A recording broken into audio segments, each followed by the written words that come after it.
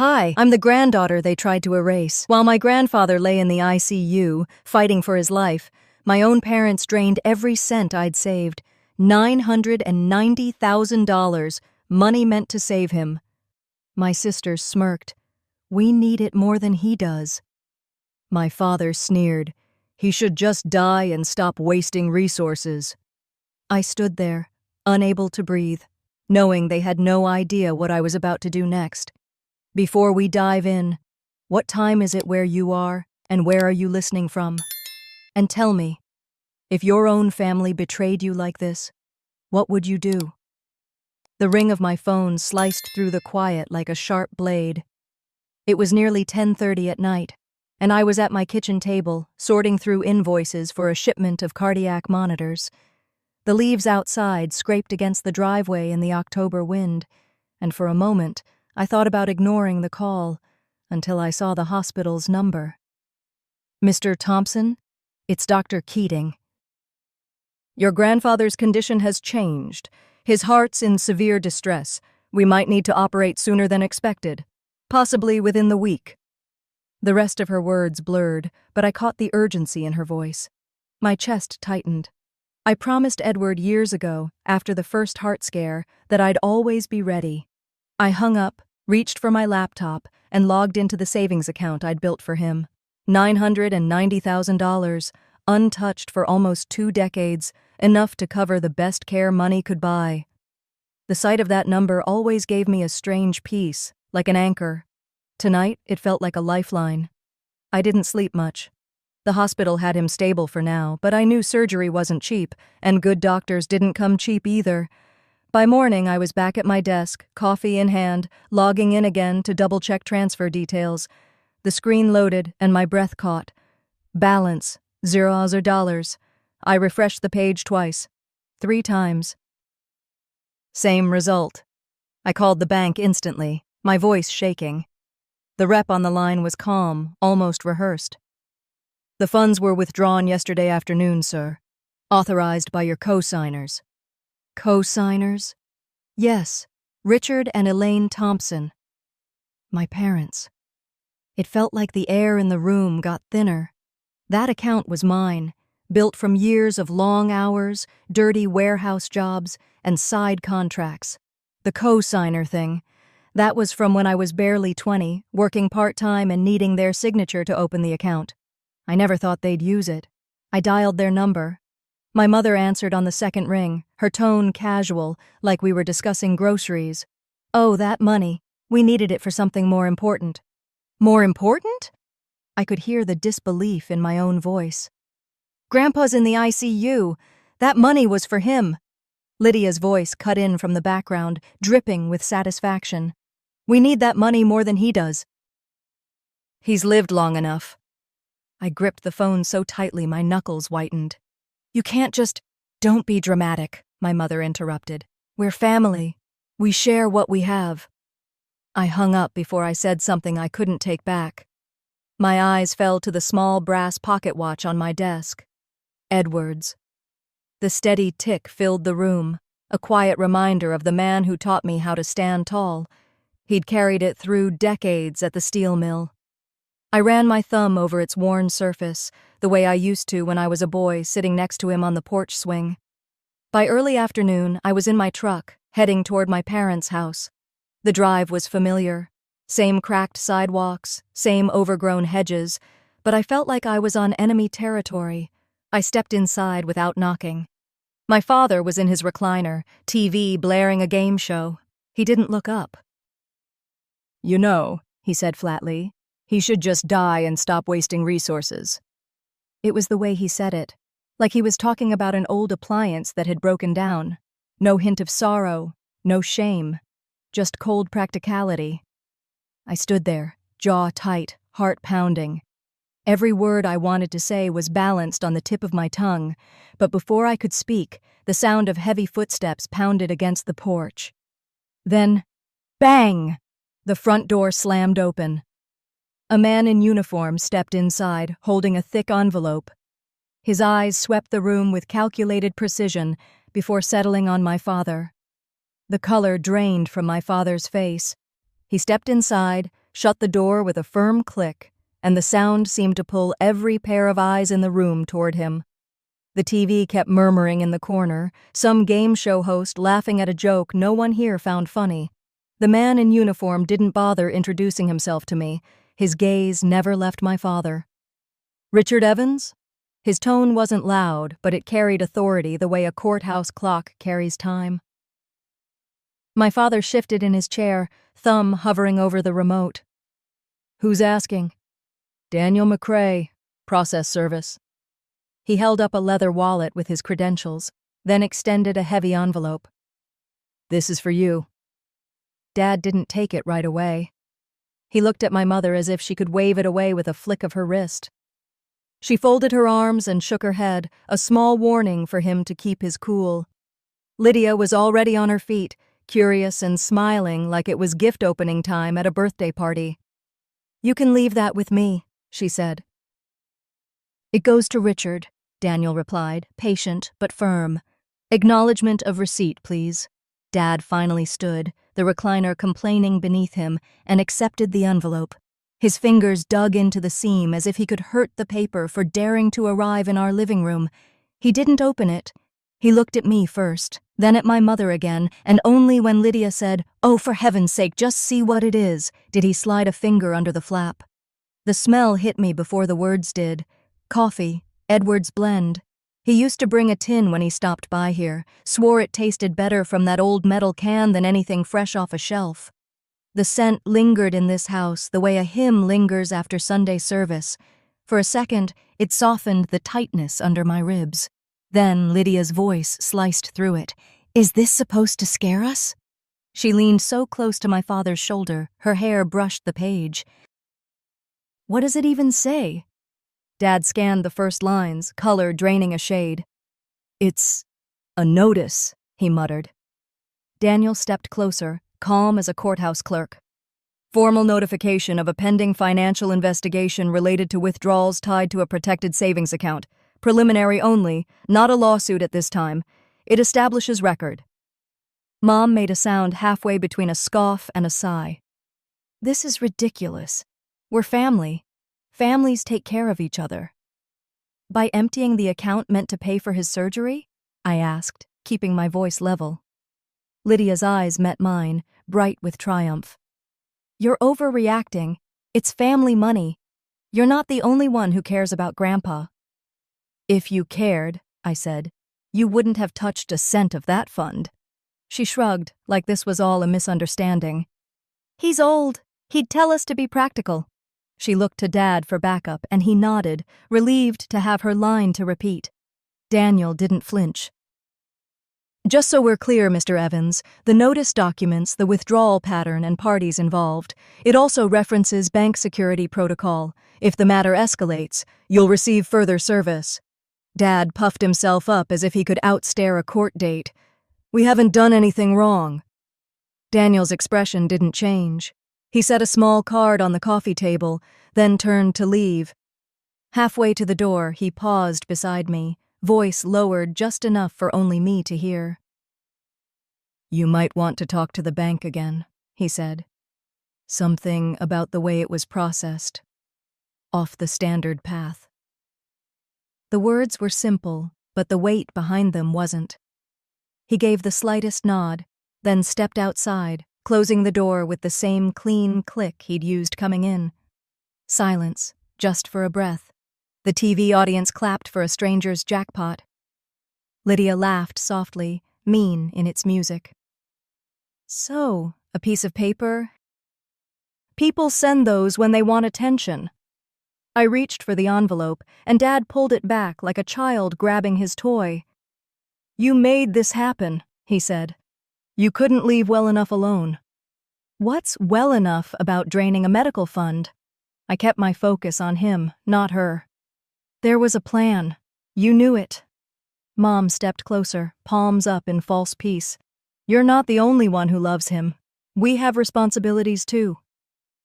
"Then why take the money reserved for his care?" I asked. "Why not call me? Why not ask?" Lydia scoffed. "Because you always say no unless it benefits you. You think you're the only person who's ever sacrificed?" Please.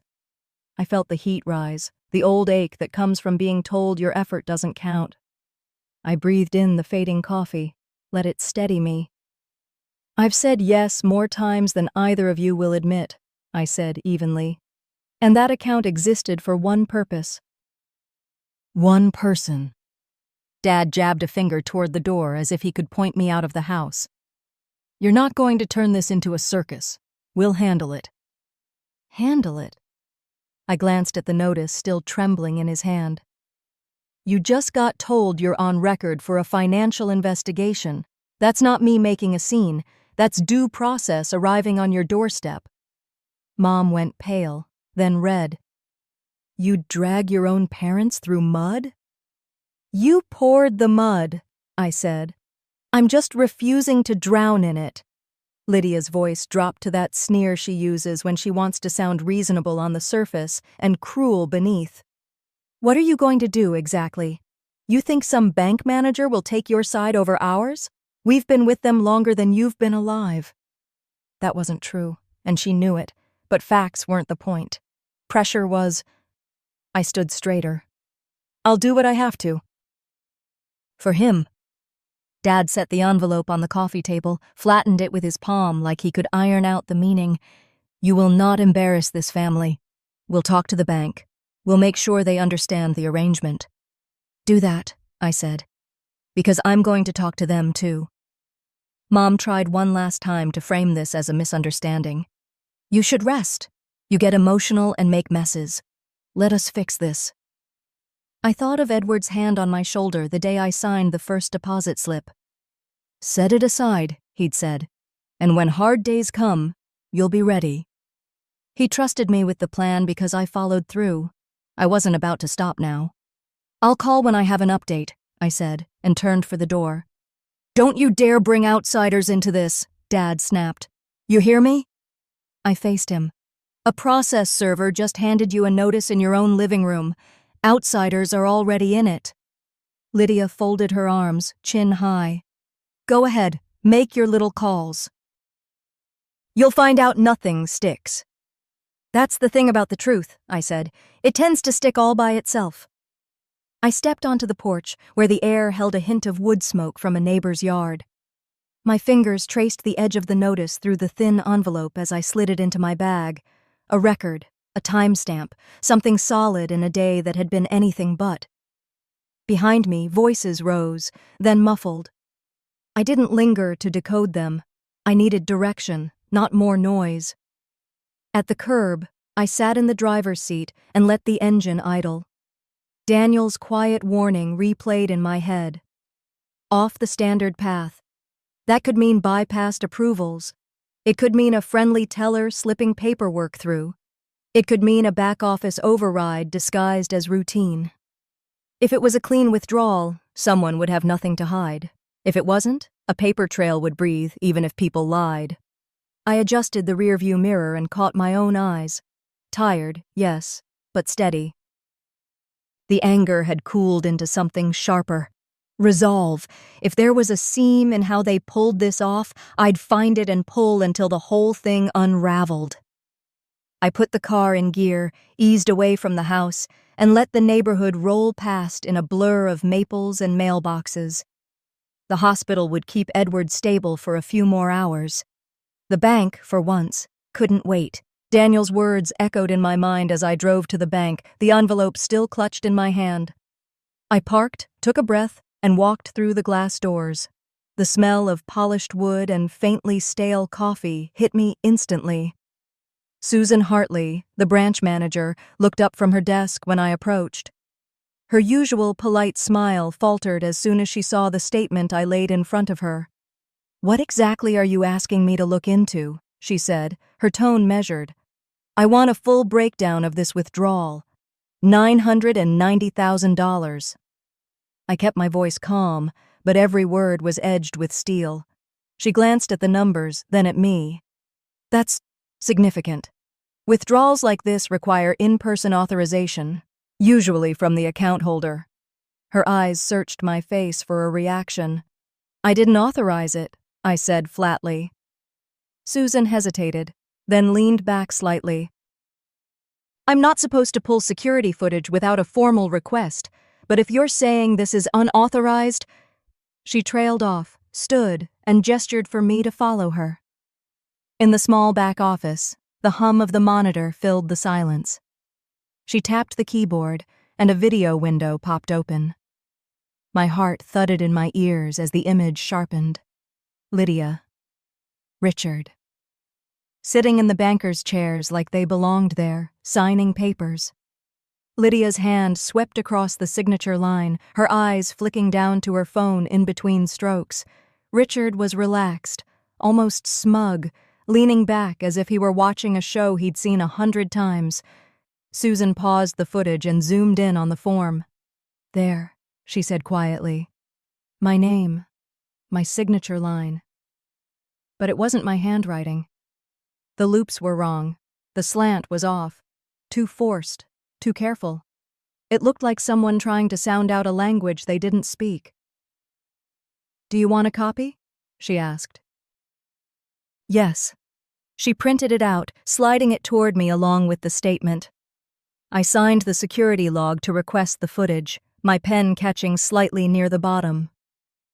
That tiny pause left a faint ink stain on the page, a quirk I'd inherited from my grandfather, who always did the same thing when writing checks. I stared at it for a moment, the familiarity grounding me.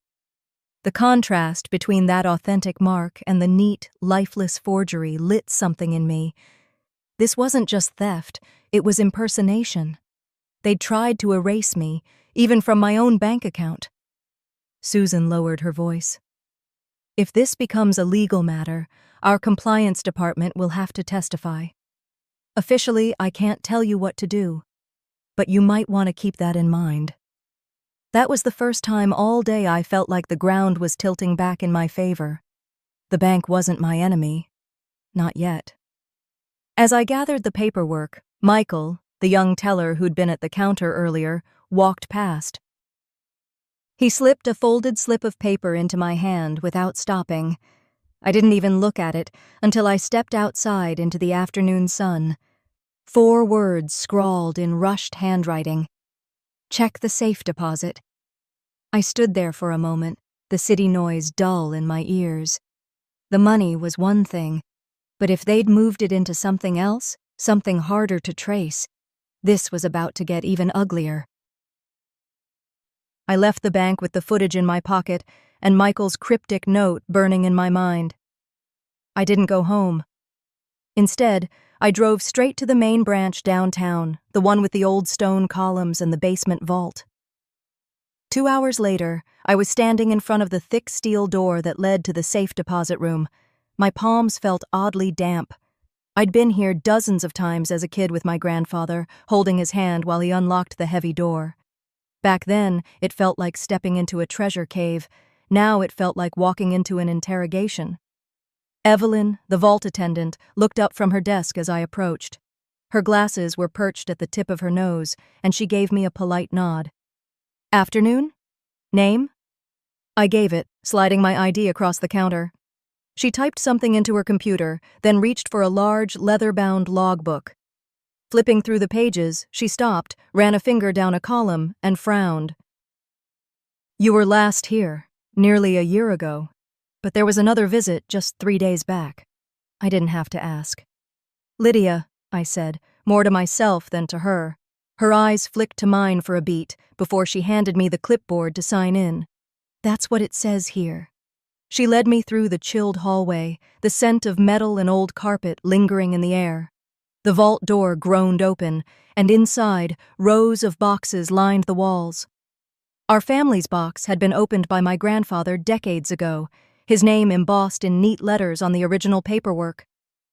The lock clicked as Evelyn inserted the master key, then stepped back so I could use mine. The metal drawer slid out with a dull scrape. I set it on the narrow table and opened the lid. The first thing I saw was an envelope, thick, cream-colored, sealed in wax. My grandfather's handwriting scrolled across the front. "For my grandson. Only when the time is right." My throat tightened. I ran a finger over the lettering, but I didn't open it. Not yet. Underneath were several folded receipts. I opened them one by one. They were for gold bullion purchases, dated the same day as the $990,000 withdrawal. My stomach sank. The gold wasn't here. I kept going, pulling out smaller boxes. One was a familiar black velvet case. I knew it instantly. Grandfather's gold cufflinks. He wore them at every important family gathering, from weddings to funerals. I opened the case and froze. Only one cufflink was inside. In the empty space lay a crumpled scrap of paper. I unfolded it carefully. A single name and an address were scrawled in uneven ink, an out-of-town storage facility I'd never heard of. I stared at it for a long moment, my mind already moving ahead. If Lydia had the gold moved there, it might still be recoverable, but the fact that she'd left a trail? That didn't feel like her style.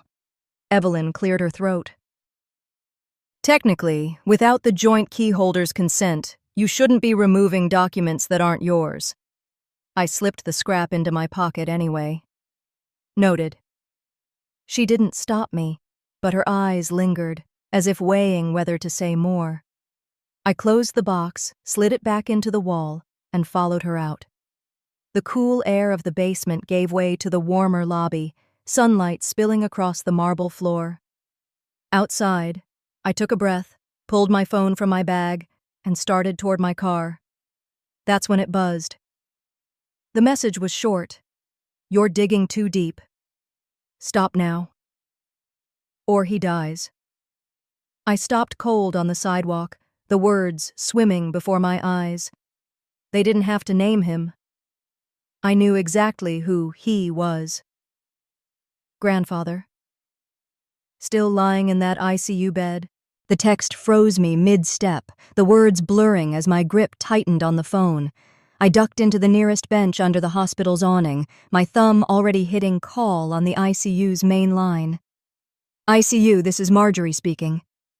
It's about my grandfather. Room 412, I said, trying to keep my voice steady. Is he okay? There was a pause. My heartbeat filled the silence. He's still with us, Marjorie finally said. Vitals are holding, though it's still critical. You can visit during the next window at 4. I exhaled slowly, my grip loosening on the phone. Thank you, I murmured. Hanging up, I sat there for a long moment, the threat replaying in my head. I should have called the police. Any sane person would have. But I knew in my gut this wasn't a stranger. This was closer to home. If I tipped my hand too early, whoever sent that text would just dig deeper into hiding. I needed proof, not just suspicion. By late morning, I was on the road, following the faded address from the crumpled scrap of paper. The city gave way to scrubland, then a sleepy town with more boarded-up storefronts than open ones.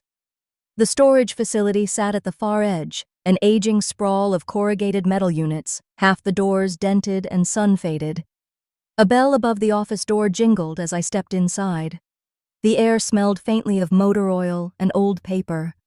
Behind the counter sat a man in his 60s, flannel shirt sleeves rolled to the elbow, reading glasses dangling from a cord. His name tag read, Tom. Afternoon, he said, not looking up from the ledger. You here to pay or to empty? I'm here to access a unit, I said, sliding the address toward him. He glanced at it, then back at me, skeptical. Not without the renter on file or a court order? You got either? Not exactly. I reached into my bag and placed the lone gold cufflink on the counter. This belonged to the person who rented it. His gaze fixed on the cufflink for a long beat. He reached out, turned it in his palm. Haven't seen one of these in, well, a while. You're related to Walter? My grandfather, I said. Something in his shoulders eased. Without another word, he reached under the counter, pulled out a ring of keys, and motioned for me to follow. The unit was near the back, the metal door groaning as it rolled upward. A draft of stale air and dust hit me first. Inside, rows of wooden chests stood stacked like an odd treasure hoard, each with shipping labels from cities I recognized, and some I didn't.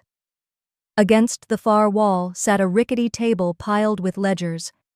I flipped one open, scanning pages of neat, slanted handwriting, transactions funneled through unfamiliar company names, amounts that made my stomach twist. Then my hand brushed the underside of the table and caught on something. I crouched, prying at a loose panel until it came free. Inside was a small black case. I unzipped it to find a video camera, its battery long dead, and a bundle of SD cards. Each was labeled with a date. One date made my breath hitch, the same day as the $990,000 withdrawal. I didn't even wait to leave the lot. Sitting in my truck with the laptop balanced on the console, I slid the card in. The footage was grainy, the angle slightly off, as if the camera had been hidden. Lydia sat at a table across from our father, her smile wide, a man in a dark suit beside them. They were exchanging papers, then the man pushed a heavy case across the table. Lydia's voice carried clear enough to sting. "He'll never know until it's too late." I replayed it, bile rising in my throat. On the second pass, something else caught my eye, a clipped badge on the suited man's pocket. I zoomed in, squinting. It wasn't a corporate ID. It was a nurse's badge, from the same hospital where my grandfather lay hooked up to machines. The nurse's badge burned in my mind like a warning flare I couldn't ignore. By the time the sun dipped below the skyline, I was back at the hospital, moving through the hallways with that hyper-aware edge you get when you know danger is close, but can't yet prove it. The ICU was quieter at night, the low hum of machines mixing with muted footsteps on the polished floor. I took a chair just outside my grandfather's room, pretending to scroll my phone while my eyes tracked every person who stepped in or out. A tall man in scrubs glanced at me and quickly looked away. Two others rolled in equipment.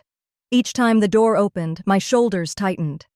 Marjorie came by during her rounds, pausing to check his chart before leaning toward me. "You look like you're counting cards," she said softly, keeping her voice light but her eyes curious. I hesitated. "I've got reason to think someone connected to the hospital has been in contact with my family in ways they shouldn't be." Her brows knit, but she didn't push. "That's a big claim," she murmured. "I'm not ready to go public with it yet," I said. "But if you notice anything, or anyone, out of place, I'd appreciate knowing." Marjorie nodded once. "I'll keep my eyes open." She gave my arm a quick squeeze before moving on. I'd barely settled back when the sound of heels clicked down the corridor. Lydia appeared, a bouquet of lilies cradled in her arms, and that polished smile she wore like armor. "Well, well," she said, stepping inside the doorway. "You didn't tell me you'd be here tonight." I stood, keeping my tone neutral. "Didn't think you needed to know." My gaze lingered on the flowers. "Those from the same place you've been storing other things?"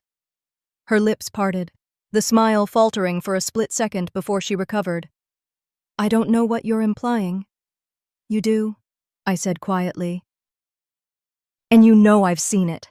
She stepped closer until her perfume was cloying in the stale ICU air. "You can't protect him forever," she whispered, her voice just sharp enough to slice through the hum of machines. Then she turned and set the flowers by the bed, brushing past me without another glance. My jaw ached from holding back what I wanted to say. Instead, I crossed the hall to where Marjorie was updating a chart. "Do you know a nurse? Tall, maybe mid-40s, dark hair, works nights?" She looked up sharply. "Why?" "I think I saw him in a place he shouldn't have been." She hesitated, glancing around before leaning closer. "If it's who I'm thinking, he's on the night rotation. Quiet type. Keeps to himself. You might check the staff parking logs. Security keeps records of who comes and goes." It was just past 11 when I slipped out of the ICU and made my way to the far lot where hospital staff parked. I found a shadowed corner near the fence and waited, camera app ready on my phone. The minutes stretched. At 11:45, movement caught my eye. A man stepping out from the side entrance, the same profile from the video, carrying a medical cooler in one hand. He didn't look around, just walked straight to a plain white van with no markings. I snapped 3 quick photos, zooming in on his face, the cooler, the plates. He slid into the driver's seat and started the engine. I put my hand on my ignition, ready to follow, but before I could shift into gear, a shadow loomed in front of my hood. A broad man in a dark jacket stood there, badge on his belt catching the glow of the lot's single lamp.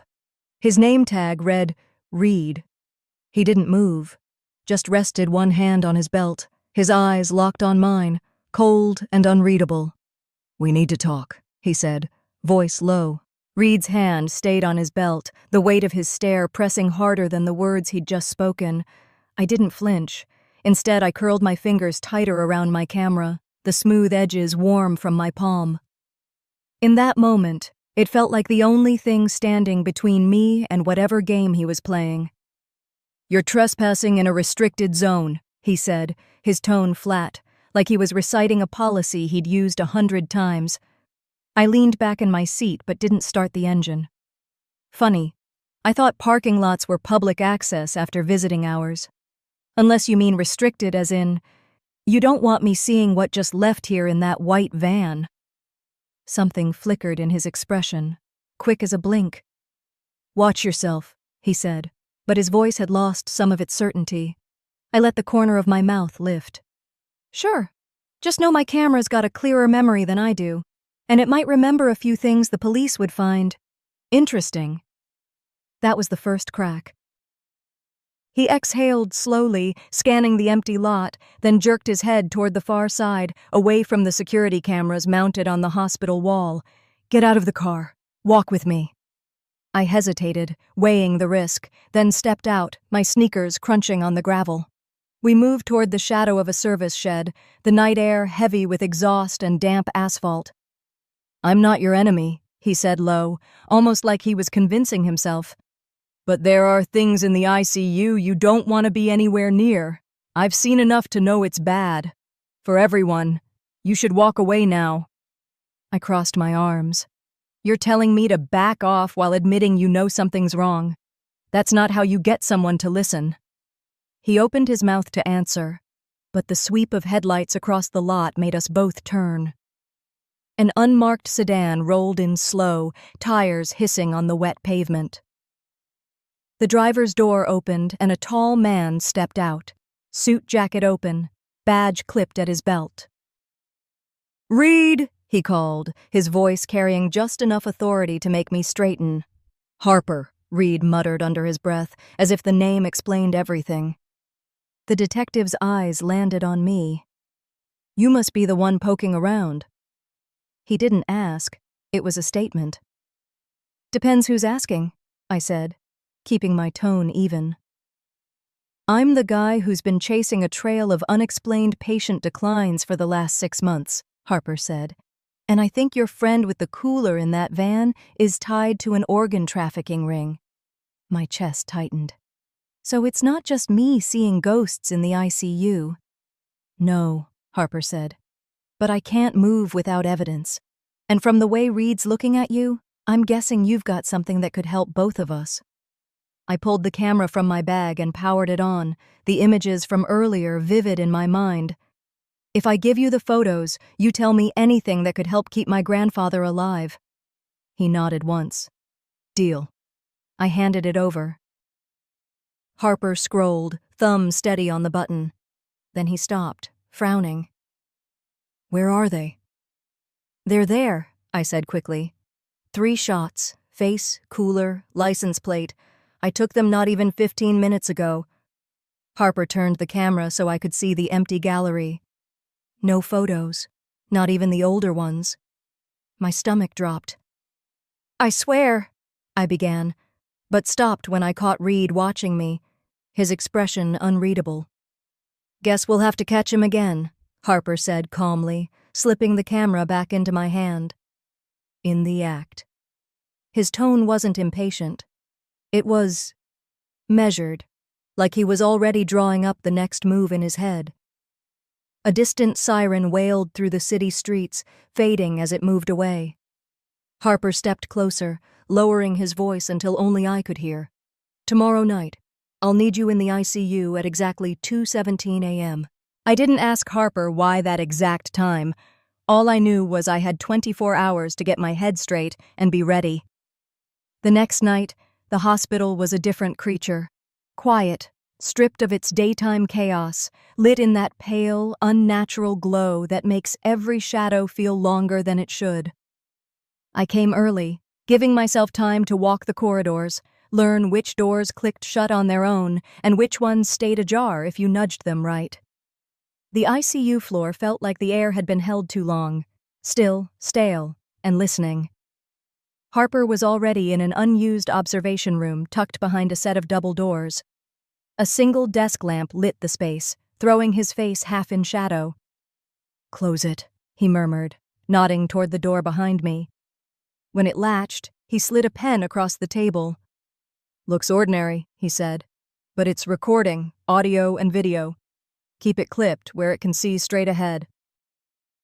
Don't play with it, don't tap it, just let it run."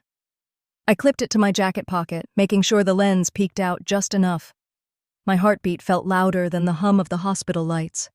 We sat in that room for 15 minutes, saying little. Every creak in the hallway made me think someone had found us already. Harper kept glancing at his watch, not impatient, just counting down. At 2:16, he gave a small nod toward the door. "Showtime." We slipped into the corridor just as a gurney came into view, its wheels whispering against the tile. Nurse Dana pushed it steadily, her face calm in a way that made my skin prickle. The patient on it wasn't my grandfather, too young, too still, but the IV bag swayed with each push, clear liquid glinting under the lights. Walking beside her was the man from the van, the same easy stride, the same too-casual grip on a cooler in his left hand. His scrubs looked fresh, but there was nothing clean about the way his eyes kept flicking toward every corner. I kept a safe distance, letting the pen camera drink in the scene. They reached a side door marked "Authorized Personnel Only." The man swiped a keycard, and the lock gave a soft click. He pushed the cooler inside first, then guided the gurney after him. From my angle, I caught a glimpse: stainless steel counters, rows of labeled trays, and a refrigeration unit humming in the back. My stomach turned. Harper started forward, but a sharp electronic beep froze him. The overhead lights in the corridor dimmed, replaced by a slow, pulsing red glow. "Security override," he muttered, pulling his badge from his belt. "They just locked down this section." I edged closer to the doorway, camera still aimed. That's when Dana's head turned.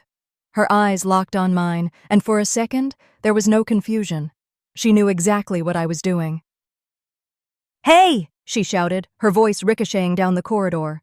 The suspect's head snapped toward me, then toward Harper, and without hesitation, he abandoned the cooler. The alarms erupted, loud enough to rattle the glass in the door. But instead of heading for the nearest exit, he bolted in the opposite direction, straight toward the main ICU rooms.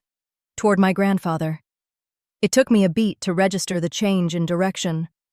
Then I was moving, my shoes hammering the tile, the pen camera bouncing against my chest. Harper shouted something behind me, but all I could hear was the pounding in my ears. I rounded the corner just in time to see the man's shadow stretch across my grandfather's door. My chest burned, my breath tearing out in short bursts. If he reached him first, everything was over. I sprinted after him, my chest burning, because if he reached my grandfather first, everything was over.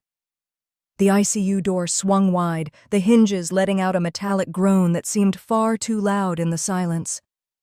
I shoved my way in, heart hammering, and there he was, leaning over my grandfather's bed, syringe in hand.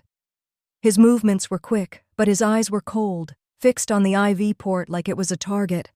Before I could shout, Harper was already on him. The sound of bodies hitting the tile was sharp, followed by the syringe clattering across the floor and spinning until it stopped near my shoes. Harper's weight pinned him down, his voice a controlled growl as he called for security. 2 guards rushed in, and in the same breath, another pair came through the opposite door with Nurse Donna in their grip. She didn't fight, didn't speak, just kept her eyes low, like she'd already decided there was no way out. I turned back to my grandfather. His eyelids fluttered, and for a fleeting moment, his hand found mine. It was weak, barely a squeeze, but it was enough to make my throat tighten. "You're safe," I whispered, not sure if he could hear me. The rest of the night blurred into flashing badges, muted radios, and the shuffle of shoes on sterile floors. By dawn, I found myself in the hospital's conference room, seated at a long table with Harper at my side. Across from us sat the hospital administrator, a couple of detectives, my parents, and my sister. Dana and the man were somewhere down the hall, in custody. Harper set my pen on the table, pressed a button, and let the footage play. The video showed everything: Dana's steady hands pushing the gurney, the man with the cooler, the swipe of the keycard, and the glimpse inside that cold stainless steel room. Every sound, every glance was there. No one spoke. My parents' faces were unreadable at first, but when Harper shifted to the second clip, the one tying their financial withdrawals to the man's offshore accounts, my mother's eyes darted to my father and my sister's jaw clenched. The administrator cleared his throat, breaking the silence. "There's something you should know," he said, looking at me. "Before he fell ill, your grandfather moved $990,000 into a secure trust under your name. His instructions were explicit. Use it for his care, and no one else is to have access." It was almost comical, the way my sister's head snapped toward me, her mouth opening but no words coming out. My father's hands flexed on the table, and my mother stared straight ahead like maybe if she didn't blink, this wouldn't be real. The administrator slid a set of documents across to me. "Their access to all family assets has been revoked, effective immediately." I signed the treatment authorizations with a steady hand, making sure my grandfather would get the care he needed without delay. When I slid the papers back, I didn't bother looking at my parents. They were already on their feet, leaving without a word. My sister trailed after them, her face pale and tight. Harper stayed behind. "You did more than save him," he said quietly. "This is going to bring down more people than you realize." The room emptied slowly, the chaos of the night settling into a kind of quiet that felt strange after so much noise. I gathered my things, the weight of the pen lighter now that its job was done. Walking back to my grandfather's room, I felt the first real breath I'd taken in days. The early sunlight cut through the blinds, painting soft lines across his blanket. I pulled up a chair, sat beside him, and let my shoulders finally relax. For the first time in weeks, I wasn't thinking about what they'd taken from me, only what I'd fought to save.